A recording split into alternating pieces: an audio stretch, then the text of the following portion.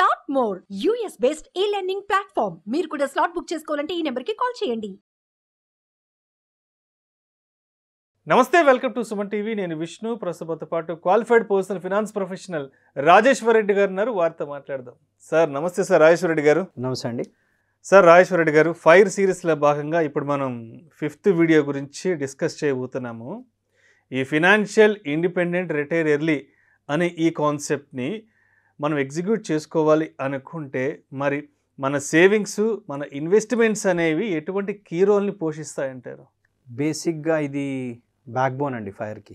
Savings, investments మన back bone. ఎందుకంటే మనకు సపోర్ట్ అంతా, ఎవ్రీథింగ్. మానవ శరీరం నిలబడాలి, నడవాలి. సో ఇది ఒక బ్యాక్ బోన్. ఆర్ ఎల్స్ ఇంకొక నేను ఈజీ ఎగ్జాంపుల్ చెప్తాను. మనం ఇల్లు కన్స్ట్రక్షన్ చేస్తాం. ఇటుకలు కావాలి, సిమెంట్ కావాలి. ఇటుకల్ సేవింగ్స్ అనుకోండి, సిమెంట్ ఇన్వెస్ట్మెంట్స్ అనుకోండి. అంటే ఇటుక పేరుస్తూ కట్టినప్పుడు ఆ ఇటుక ప్లస్ ఇటుక స్ట్రాంగ్ అవ్వాలంటే మధ్యలో సిమెంట్ అవసరం.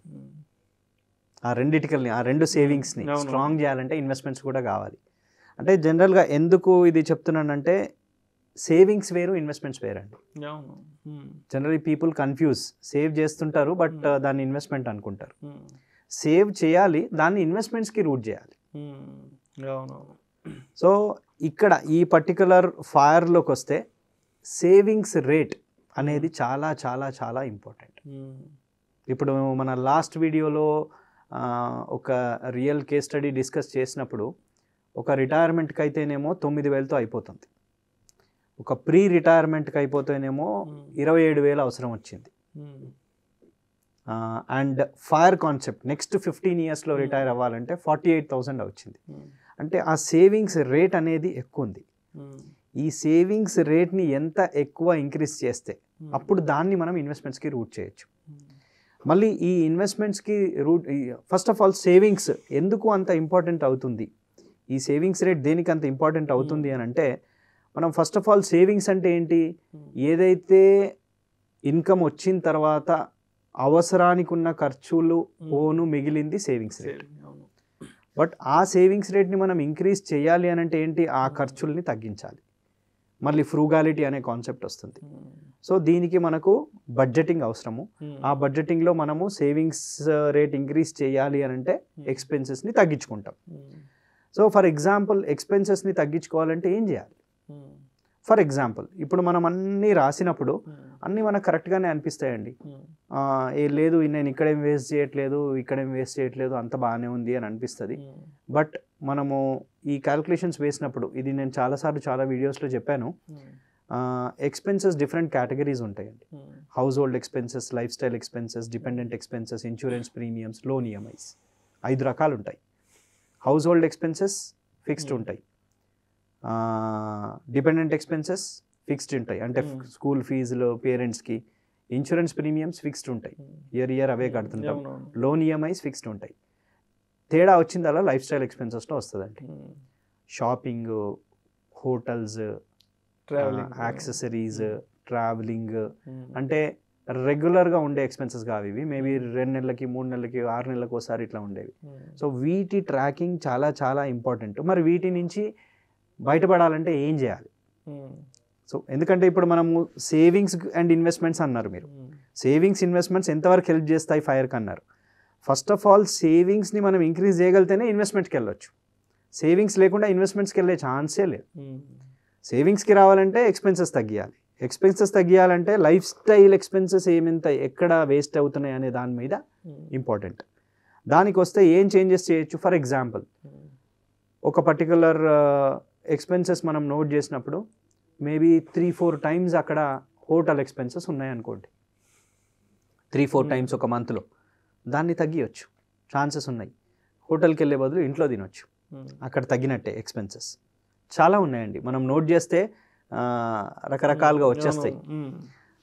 ఎందుకంటే ఇప్పుడు స్విగ్గీలు, జొమాటోలు, ఇప్పుడు హోటల్కి వెళ్ళాల్సిన పని కూడా లేదు, మనం ఫోన్లోంచే స్విగ్గీ, జొమాటో ఆర్డర్ చేయొచ్చు, వచ్చేస్తాయి. సో ఒకరు చెక్ చేసుకోవాలి ఎంతవరకు అవుతున్నాయి ఇలాంటి ఎక్స్పెన్సెస్, ఎక్స్ట్రా ఎక్స్పెన్సెస్. ఇంకోటి కొన్ని యూజింగ్ పబ్లిక్ ట్రాన్స్పోర్టేషన్, అంటే ఇండివిజువల్గా ఒక కార్లోనే ఒక్కరే వెళ్ళే బదులు పబ్లిక్ ట్రాన్స్పోర్టేషన్ ఏమైనా యూజ్ చేయొచ్చా అలా ఏమైనా యూజ్ చేసే ఛాన్స్ ఉందా, అక్కడ కొంచెం తగ్గుతుంది. As well as discretionary spending అంటాం మనం. కొన్ని అవసరం లేని చోట కూడా కొన్ని ఖర్చులు ఉండే ఛాన్సెస్ ఉన్నాయి. ఎందుకంటే ఫిజికల్ స్పెండింగ్ అనేది తగ్గిపోయిందండి. అంటే మనము డబ్బు ఇవ్వట్లేదు, యాప్ ఓపెన్ చేసి యాప్తో పే చేస్తున్నాం. డైరెక్ట్గా పే చేసినప్పటికీ యాప్తో పే చేసినప్పటికీ ఆ డిఫరెన్స్ ఉంటుంది. ఆ పెయిన్ అనేది ఫిజికల్గా మనం డబ్బులు ఇచ్చినప్పుడే ఉంటుంది, యాప్తో పే చేసినప్పుడు ఉండదు. సో ఇట్లాంటి కొన్ని ఏరియాస్లో మనం ఐడెంటిఫై చేసి చేంజెస్ చేసుకుంటే ఎక్స్పెన్సెస్ తగ్గించుకోగలిగితే సేవింగ్స్ రేట్ని ఇంక్రీజ్ చేసుకోవచ్చు. Plus one more important point ఏంటంటే ఎమర్జెన్సీ ఫండ్. ఒక 3 to 6 months of emergency fund ప్రతి మంత్ మన అకౌంట్లో ఉండాలి. అక్కడ డిఫాల్ట్గా అక్కడ ఉండాలి. ఎందుకంటే కొన్ని సడన్ ఎక్స్పెన్సెస్ వల్ల, కార్ రిపేర్ అనుకోండి, whatever it is there, hospitalisation అనుకోండి, ఏదైనా ఈ సడన్ ఎక్స్పెన్సెస్ వల్ల ఏమవుతుందంటే అంతా డిస్టర్బ్ అయిపోతుంది. ఆ 3 to 6 months అక్కడ ఉంటే ఎమర్జెన్సీ క్యాష్ మన ఫైర్ గోల్లో, మనం ఫైర్ జర్నీలో ఉన్నప్పుడు డిస్టర్బ్ కాకుండా ఉంటాయి. So second point is emergency fund compulsory maintain చేయాలి. అండ్ థర్డ్ పాయింట్, మనము సేవింగ్స్ అనేది జస్ట్ పక్కకు పెడుతున్నాం అనే పాయింట్ కాదండి. We need to understand the power of compounding. That is most important. అంటే నేను ఇదివరకు చెప్పిన ఎగ్జాంపుల్స్లో 9,000 పక్కన పెడితే he is able to achieve fire అంటే ఫ్యూచర్లో ఈరోజు 9,000 పక్కన పెడితే ఫ్యూచర్లో 6 lakhs తీసుకుంటున్నాడు. ఆర్ సెకండ్ ఎగ్జాంపుల్లో నేను చెప్పిన దాంట్లో 27,000 పక్కన పెడితే అరౌండ్ 2.5 lakhs సంథింగ్ ఉండింది.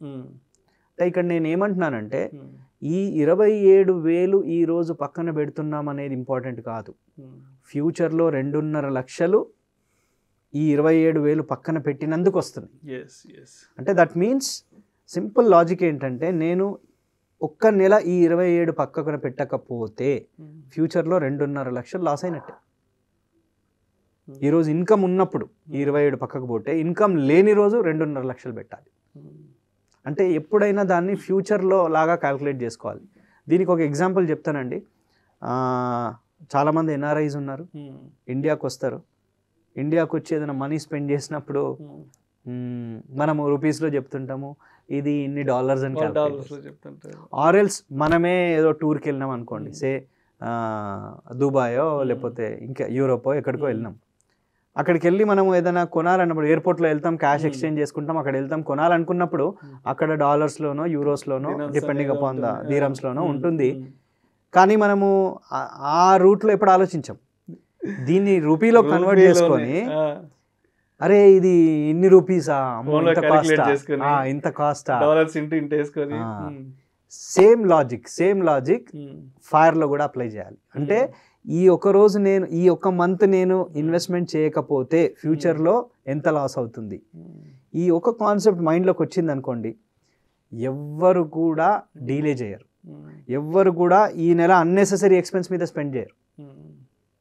ఎందుకంటే వాళ్ళకి ఆ ఫ్యూచర్లో వచ్చే అమౌంట్ మైండ్లోకి వస్తుంది. సో ఇది ఒక ఇంపార్టెంట్ కాన్సెప్ట్. అంటే పవర్ ఆఫ్ కంపౌండింగ్ని మనం ఒక డిఫరెంట్ యాంగిల్లో మనకు అప్లై చేసుకోవడం అనమాట. Similarly mind set and life style, దీన్ని కూడా మార్చుకోవాలండి. ఫైర్ జర్నీలో ఉన్న వాళ్ళు ఏంటంటే ఇప్పుడు మన ఇమీడియట్ గ్రాటిఫికేషన్ అంటాం చూడండి, ఇప్పుడు స్పెండ్ చేస్తే ఆనందము ఆర్ ఫ్యూచర్లో మనకు వచ్చే ఆ కంఫర్ట్, ఈ రెండింటిని అర్థం చేసుకోవాలి ఫైర్ మైండ్ సెట్లో ఉన్నవాళ్ళు. అంటే ఇప్పుడు ఇమీడియట్గా స్పెండ్ చేసే వచ్చే ఆనందాన్ని కొంచెం పోస్ట్పోన్ చేసుకోవాలి.